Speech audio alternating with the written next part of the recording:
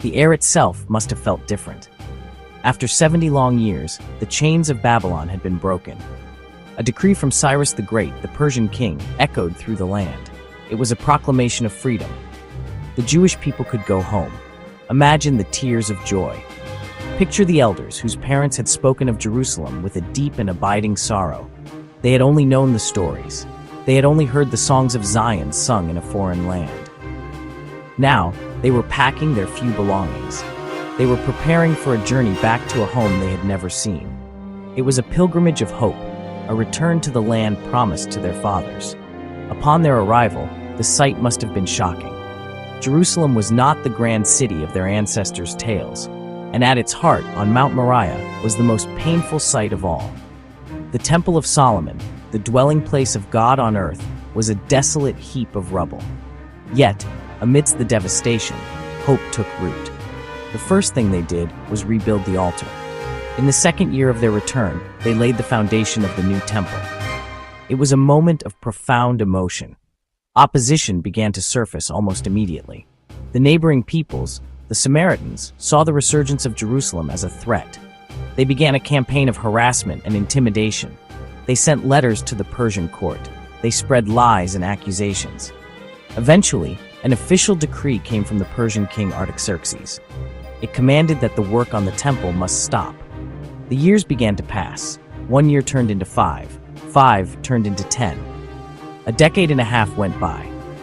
While the Lord's house lay in ruins, life for the people of Judah went on. They had to build shelters.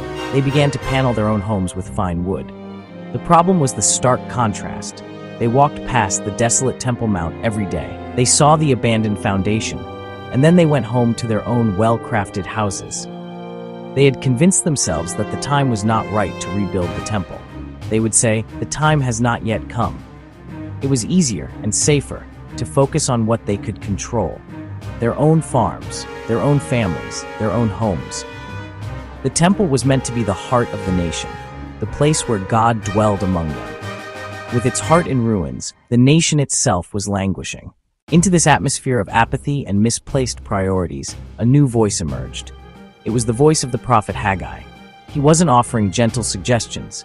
His words were sharp. They were direct. For 16 years, the foundation lay dormant. For 16 years, the people said, "The time has not yet come." His first prophecy, a piercing question. Is it a time for you to live in paneled houses while this house remains a ruin?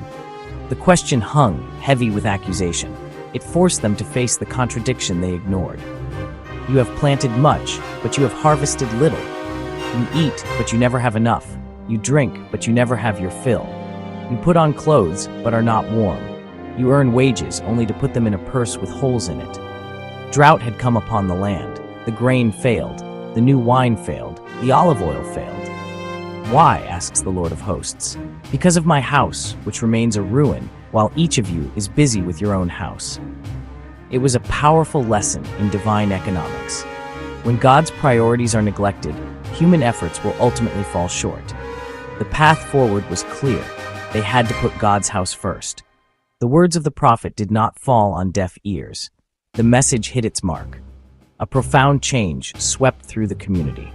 Zerubbabel the governor, Joshua the high priest, the whole remnant of the people obeyed the voice of the Lord their God. A holy fear, a sense of awe and respect for God, replaced their fear of their enemies. The excuses melted away. The apathy was shattered. The people were stirred from their 16-year slumber. Haggai delivered his first message on the first day of the 6th month. 23 days later, the people started work on the house of the Lord.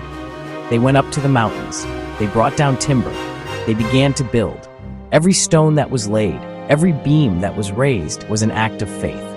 As the people began to work, God sent another message through Haggai. It was a message of pure encouragement. "I am with you," declares the Lord. These 3 simple words were everything they needed to hear. It erased the fears that had paralyzed them. This assurance infused their labor with new strength and confidence. It transformed the work from a heavy burden into a joyful act of worship. They were no longer just building a structure of wood and stone. They were co-laboring with God Himself. The work progressed. Walls began to rise from the old foundation. The shape of a new temple started to emerge. But as the structure took form, a new challenge arose. Among the people were elders who had seen Solomon's temple before its destruction. They remembered its breathtaking beauty, its massive stones, its intricate gold overlays, its sheer scale and magnificence. And as they looked at this new, smaller, more modest building, their hearts sank. Who of you is left who saw this house in its former glory? How does it look to you now? Does it not seem to you like nothing? The comparison was stealing their joy. It was devaluing their hard work.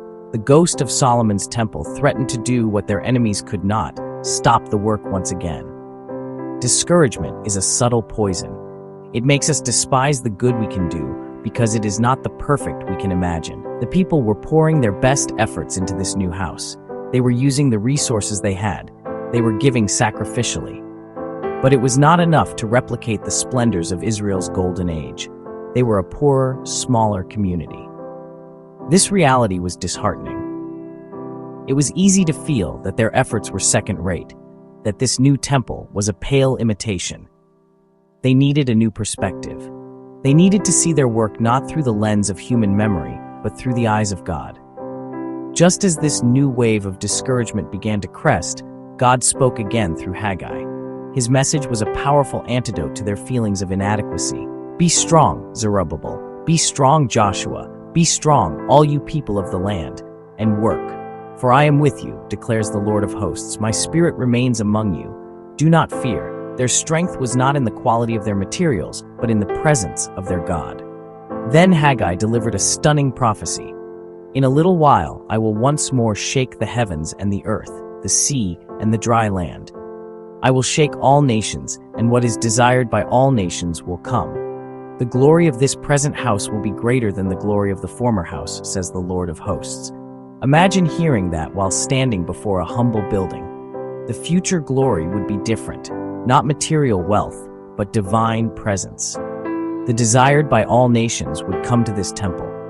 Their work was not insignificant, it was profoundly important. They were not just building a replacement structure, they were preparing the stage for the coming of the King of Kings. The true glory would be the person who graced it with his presence. And God concluded with a word of peace. And in this place I will grant peace, a peace beyond mere absence of conflict. In the end, the people listened. They took strength from Haggai's words. They completed the temple. The stalled project, 16 years paused, finished in just 4 more. The dedication of the second temple, immense joy and relief. Haggai's short, powerful ministry changed everything. He called a nation back to its first priority, honoring God. He restored their faith. He reordered their priorities. He reminded them that humble work for God has infinite value. Haggai's message echoes through the centuries. Spiritual health is tied to daily life. When priorities are out of order, when we focus on paneled houses while commitment to God lies in ruins, we feel hollowness and futility. We may sow much in our careers. We may sow much in our hobbies. We may sow much in our personal ambitions, yet we reap little of true, lasting satisfaction. Haggai calls us to give careful thought to our ways. Examine your heart. See what you are building with your life. The story also teaches about discouragement. They were tempted to quit, feeling insignificant beside the past. God did not promise gold or grand materials. He promised his presence. I am with you. This is the ultimate encouragement. Work for God isn't measured by size. It isn't measured by visibility. It isn't measured by comparison to others. Value is found in faithfulness and the reality that God is with us. His presence outshines our discouragement. Ultimately, Haggai and the Second Temple tell a story of hope. Beyond the building lies greater glory and peace. It points to the coming of the Messiah, the true desired of all nations. The Second Temple's greater glory wasn't its stones, it was that Jesus, the Son of God, walked its courts and taught there. Haggai's legacy: God works in small beginnings, build faithfully now. He assures his presence and promises a future glory beyond what we can see right now. Panoramic sunrise over modern cityscape with church spires visible, suggesting God's continuing presence and work in the world today.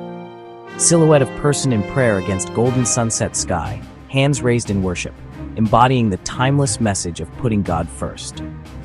Wide shot of diverse modern congregation in worship, hands raised, faces joyful, showing the continuing impact of Haggai's message.